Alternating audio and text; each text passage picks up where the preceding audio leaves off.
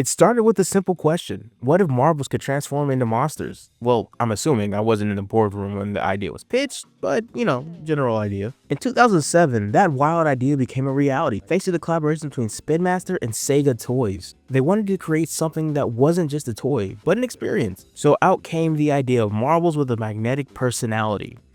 Oh, brother, this guy stinks! I know it's a bad joke, but I just needed something to describe the toys that wasn't just fun plastic marble. So, go easy on me, please. It was just a bad joke.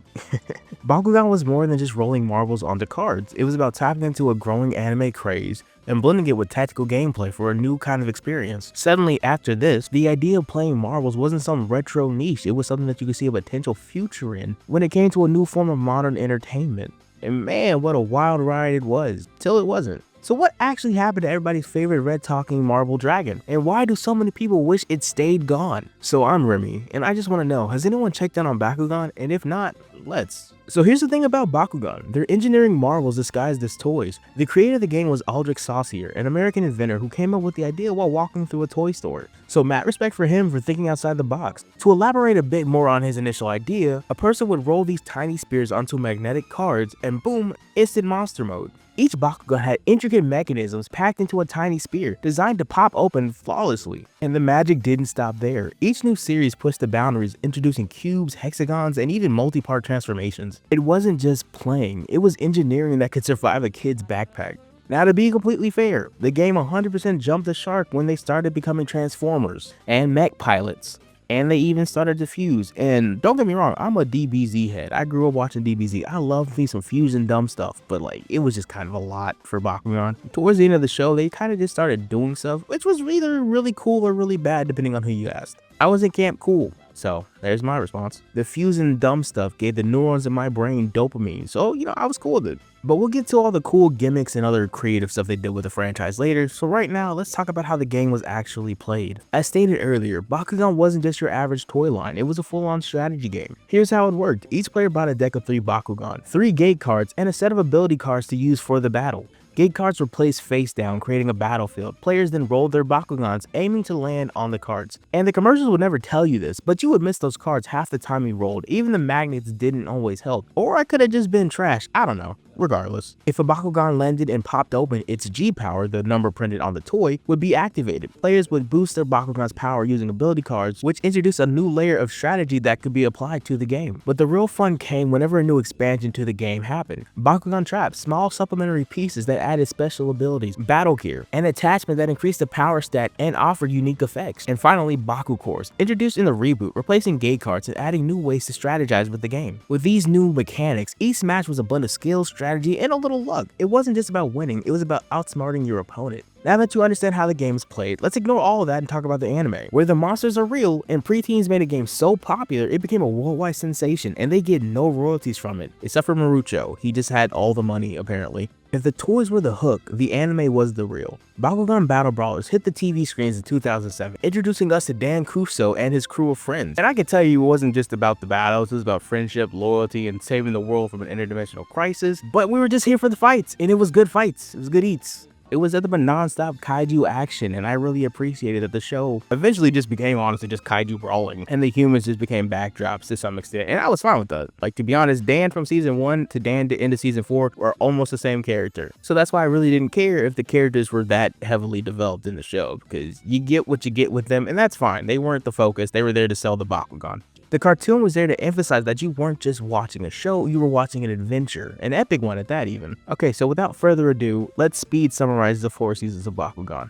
Okay, in season 1, Dan and his friends discover the Bakugan cards falling out of the sky. Out of the cards come the Bakugan spears themselves. They learn it's more than a game when the world of Astroya is threatened by Naga, a white dragonoid seeking ultimate power. Through a series of events, Dan and his friends become the Bakugan Battle Brawlers, fighting Naga and his allies to protect the Earth and Vestroya. The season accumulates in a final battle where Dan and Drago defeat Naga, restore balance. Also, Drago loses his girlfriend or maybe his wife. It's kind of unclear what their relationship is, but they are clearly more than just friends, and if you say they aren't, I don't think you've watched the show. Or maybe you did and you're just normal. Also, Dan gets betrayed by one of his friends and then gets unbetrayed by that same friend. That happens a lot in Bakugan, like almost every season. He gets betrayed by a friend and then they make up. Just get used to that trope. Okay, now for season 2. In Bakugan season 2, New Vestroia, the Bakugan have been enslaved by the Vestials, interdimensional aliens that have invaded New Vestroia. Dan, along with Marucho and Shun, get used to them because they're the only returning characters really, travel to New Vestroia to liberate the Bakugan. Gone are the days of the Bakugan Battle Brawlers, now they're the Bakugan Resistance, teaming up with people like Mira, Baron, and the new edgy boy for the season, Ace, to make the new main team for the season. Also get used to that, if it isn't Marucho or Shun like I just said, it's a revolving door of cast members. Pretty much every season is a new team, new goals, no one is consistent except for those 3.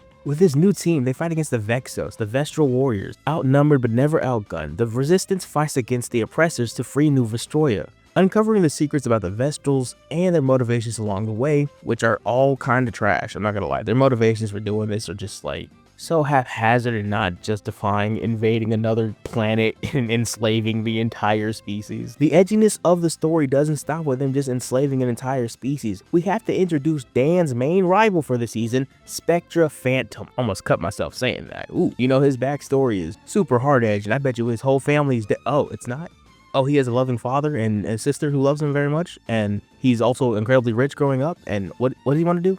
Just make the ultimate Bakugan? What does that even mean? Is he gonna breed something? Like, so his goal is just breeding. Okay, that's okay. Oh, his real name isn't actually Spectral Phantom? What's his real name? Oh, it's Keith. This is Keith.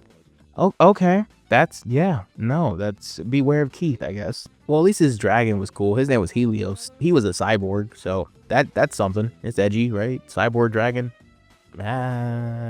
Keith. On to season 3 now, Gundalian Invasion. Bakugan has now gone digital, everything's in a cyberspace, and our main trio find themselves once again in another interdimensional struggle between 2 rivaling factions. And this time the stakes are a bit higher. This time they gotta deal with 2 warring planets, Nethia and Gundalia, which is a lot for my boy Dan, because he's like 15 or something. Up to this point, Dan and his friends have thought they've been fighting the Nethians every time they appeared in the cyberspace. However, the situation changes with the arrival of Princess Fabia of Nethia, revealing that Gundalian is actually the aggressor and not the other way around. The Gundalian is led by the tyrannical Emperor Brodius, or Barodius. I like Brodius a bit more, so I'm gonna say Brodius, who seeks the power of the Sacred Orb, a plot MacGuffin that Dan and the other Bakugan need to exist. And as the series keeps going, you're gonna notice that every new season of Bakugan, or even previous ones, they just keep making up plot MacGuffins that are super important relics or some sort of nebulous power that has never been mentioned in any previous series or aspect of the show, but for some reason is so important and a key cause of conflict. And every season has this, I get it. It's just a lot of Mickey writing from Bakugan, and it's just a very consistent thing. Ultimately, the Brawlers decide they want to defend the orb with Nethia, so they team up with the princess to defend the orb from the Gundalian invaders. Name drop here, there we go. And that is the spark notes of season 3 of Bakugan Gundalian Invasion. I mean, there's also human trafficking with children from cyberspace, but we don't gotta talk about that because that part's kind of weird and dark. And also there's hypnotism. A lot of hypnotism on the people and child soldiers. But once again, we don't gotta talk about it. It's not fun. Now for the 4th and final season. And man, this is a season to end all of seasons. Definitely. Season to end all the seasons with Bakugan. Anyway. The first arc of season 4 starts with Dan and Drago struggling to control Drago's new powers after his most recent power up from the last season, which was kind of nice that they brought that over and there was actual, cause and effects from what he did. Unfortunately, the effect was dumb. With his new power up from last season, Drago now has the ability to summon a Mechtagon named Zenthon, or just a kaiju's mechanical kaiju. This new power threatens Earth, and a new enemy emerges. It's actually not a new enemy, it's just Brodius, but he looks like the Lich King from Yu-Gi-Oh! All gold out El Dorado style. It's weird. Kind of feels like lazy writing, but I wasn't in the writer's room. I give credit where credit's due, so they got that. So with this new enemy, Dan and Drago must learn to control this new power to summon a giant CGI mechanical kaiju before new El Dorado shows up and tries to kill and enslave the Earth or something. That is arc 1 of season 4. Personally, not a good start for the season. And unfortunately, it also ends on not a great arc. So arc 2 of Mectanium Surge now, Bakugan City has been established. They're no longer in cyberspace, they're just out here in the real world again. So full circle moment for Bakugan. With the new city established, things are looking really well for Bakugan and human relations until a new Mechtagon shows up who's super evil. But technically, it's a bunch of Mechtagon actually, and a group of washed up evil Bakugan whose Drago's ancestor locked in the bottom of the Doom Dimension, so that's a thing. Also, there's Wise Man, a human not human guy who's leading these groups, sort of. He's their brawler. This season was weird.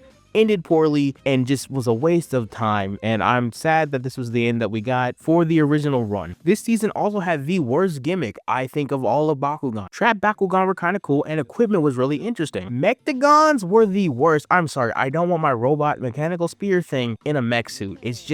It's a bit much. It's clunky. It's ridiculous. It was overpriced if we're even talking about the toys, and it just looked bad. Like, none of it looked good. And I'm not even talking about the toys right now. I'm talking about the anime in general. By this point, I'm sure the show's budget was a shoestring and some gum. They made it work, but it wasn't the greatest workaround. The amount of reused clips were egregious, and I understand animation is expensive and time consuming, but just make it a short 10-minute episode rather than try to do a full-length 25, because y'all did not have the budget for that. And it shows, and it really sucks that this is how a good IP like Bakugan went out, unfortunately, back in the day. And there you have it, the weakest and final season of the OG Bakugan show. The show came in hot and left like a mechanical fart. With all this in mind, I actually did enjoy the anime/cartoon. Even the mixture of 2D and 3D, which I normally hate in animated shows, worked really well in Bakugan. And honestly, a part of me wished it had stopped at season 4. But in life, sometimes people like to Frankenstein old IPs for a new generation. And unfortunately, Bakugan got a reboot in 2018. And we'll get back to that later, but right now, let's talk about how the anime evolved the game. I guess we're gonna go back for the widescreen for this. I normally don't like to do back-to-back white screens because they suck to edit, but today's your lucky day, I guess. P.S. me from the future, it did suck to edit. I hate all of this. Please like this video. Bye. The anime wasn't content to just sit still and be just rolling marbles games forever. They wanted to evolve, deepen the mechanics, and have more enjoyment. Also, more money from new things. Let's be honest here. Capitalism, baby. So with every new season of the cartoon, the game got a bit more depth. For example, season 1 being the first season had simple fights and G-power and gate cards, the original bread and butter of Bakugan. Season 2, New Vestroya, enters Bakugan traps and advanced battle gear. This is when things started to become more kaiju mecha armor stuff. Still kinda cool and not completely out of left field when it came to my marble battling card game. And then there's Gundalian Invasion, where nothing too crazy happens while Drago gets like a motorcycle, I think in one part. Also, he gets like a dragon attack base thing.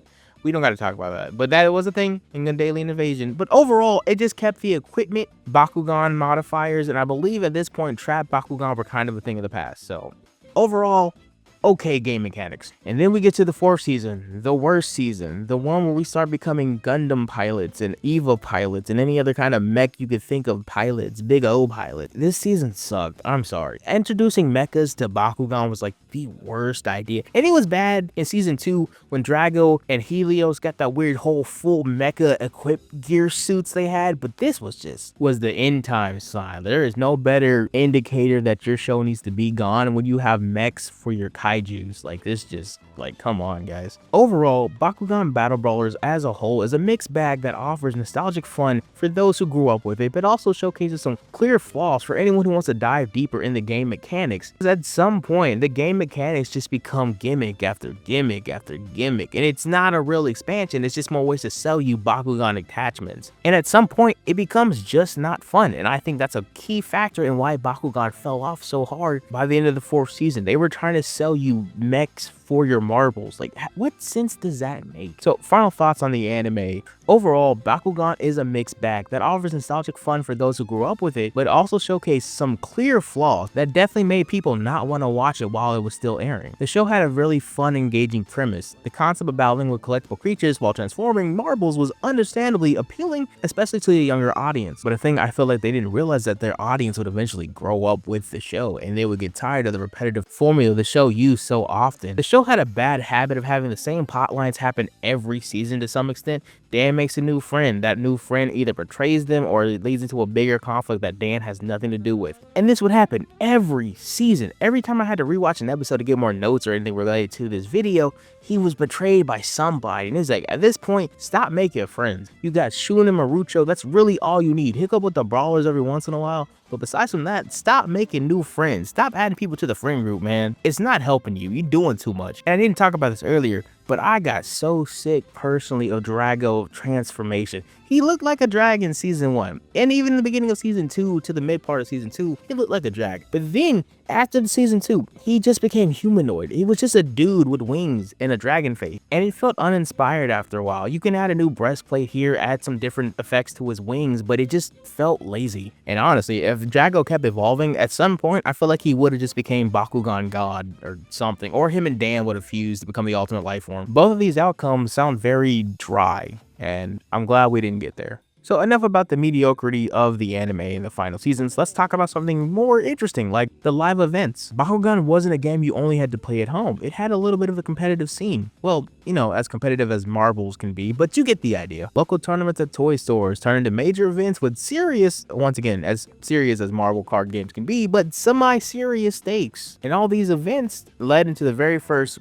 big Bakugan event, also known as Bakugan, the first open Bakugan tournament in the United States, which featured apparently national level competitions. And you know, it took place in Dallas, so that's really cool. This live event wasn't just about marketing. It was about a celebration of the fandom. The event was free and it wanted everyone to come and just enjoy themselves with the whole atmosphere of Bakugan. And to that extent, it was a success. And to that extent alone, like, if you look at the actual numbers, it did not do great. Apparently people did not show up to that event, so that's kind of embarrassing. But you know what's also a failure and related to Bakugan? Let's talk about the reboot now. To brawl, roll into battle and instantly transform. Capture the highest score to become champion. There's a whole world of Bakugan you can collect. Cause oof, that reboot in 2018 was rough. So let us fast forward from the magical year of 2010 when the final season of Bakugan the OG show aired. 8 years later, the IP had done nothing until a bunch of YouTubers start talking about this resurgence of Bakugan. You got people like Billiam and other content creators like Negative Legend all talking about Bakugan's coming back. There's a new thing with Bakugan, Spin Master's doing a thing. And then eventually later on in that year, December 23rd, 2018, Bakugan got its second win with Battle Planet, the reboot that kept the core concept, but attempted to modernize and redesign the core mechanics. Attempting being the key word because they butchered my boy Drago and Dan. Those redesigns were the worst, man. They look so bad now. Baku cores replaced gate cards. The anime embraced faster paced storytelling. Overall, Battle Planet was a decent reboot. For new people, if you're a fan returning to the franchise because you heard Bakugan was coming back, this will definitely disappoint you, and unfortunately it did for a lot of people. With the return of the franchise, a lot of things had to be cut, like complexity and depth of the original series in terms of storytelling, world building, and overall strategic gameplay definitely took a backseat compared to the original series, and the 3D model somehow got worse. I have never been so visually assaulted by a 3D image like I have been by Battle Planet. Whoever made these 3D models in Blender, please, well, I was gonna say something crazy right there. Look, I'm not gonna pretend like they're great models, but hey, just maybe don't lie on your resume next time. I don't know. And it's not just me hating for hating's sake because it's fun. The show actually got pretty bad reviews. Overall, like, the show was not a positive reboot. And unfortunately, I'm pretty sure that had a big hand in where Bakugan has ended up in 2025. But before we get there, let's talk about something actually fun and actually good.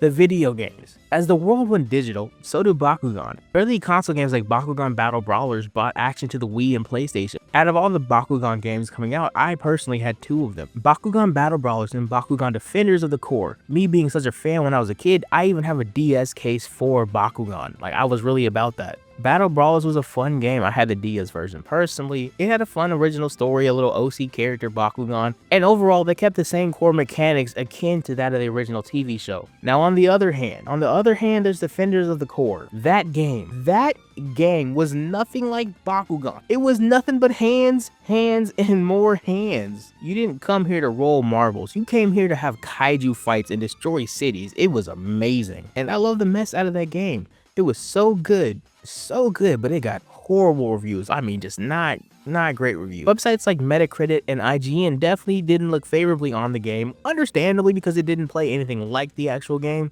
but still, who doesn't like seeing giant robots fight mechanical robots? It was great. Y'all guys just hate fun. That's all it is. Just say that, IGN and Metacritic. Just say you hate fun. While there were other games we could focus on, like the MMO they kind of made, which that's a whole video within itself if you want to talk about that. I want to talk about physical aspects one last time before the video is done. So the art and design of Bakugan is such an important factor I feel like a lot of people overlook because they like to focus on the cards and the battling and all the other blase stuff. And I understand that to a point, but Packaging and marketing is such an important aspect of how franchises like these continue on. George Orlette is the lead art director for Bakugan's brand. He's the person behind all the marketing, the branding, everything you see that has a Bakugan logo on it, I'm assuming has fallen under his keen eye at some point, which goes to show that brand cohesion is such an important thing that a lot of people don't like to think of unless you're in the graphics design and marketing areas. So a little bit about me, my major was in graphic design, so I like to think about those kind of branding designs and decisions he had to make to get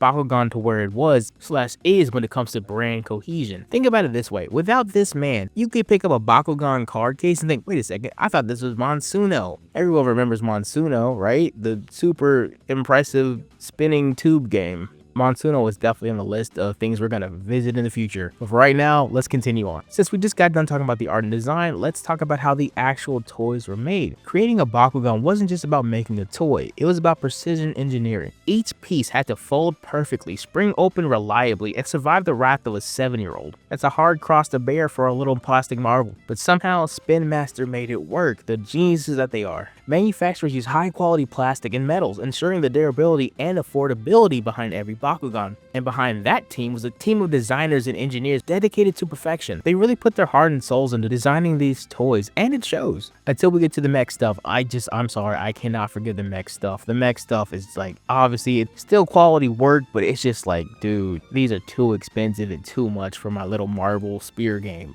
Come on. Okay, let's end this. Where is Bakugan now in 2025? You could say it's standing tall. If it's standing tall in a ditch, that's in another ditch. With the new reboot show ending in 2023 with its final season called Bakugan Legends, the IP has been quiet. While it's only been 2 years, the quiet is quite loud, if that makes sense. And as for the toys, well, the toys also keep evolving. And by evolving, I mean evolving into tombstones. Apparently, the factory in China that makes the toys stopped producing stuff months ago and has been quiet since. And if you compare it to its peers of the monster collection genre, Bakugan has shown that it peaked in high school and now it's just hanging out with the guys. You know, those guys that still go to high school games even though they graduated from high school 2 to 3 years ago. I'm talking about you, Daigata Defenders and Redikai. Look what you did. You got Bakugan hanging out with you now. My guy Drago deserved better. At its core, Bakugan is about creativity, innovation, and connections. It wasn't a toy or a game, it was a cultural phenomenon in a sense. From its humble beginning to its modern revival, Bakugan proved that big ideas can roll far. I know you know what I did there. I had to end it with one bad joke. So, next time you see a marble, think about what the monster it could be, not what it is. I'm calling it now. The next big monster collection game is going to be one based off of triangles. So, you heard it here first. Anyway, thank y'all for watching. Like and subscribe and all the other fun stuff, and I will see you in the next one. I'm tired of yapping. Bye.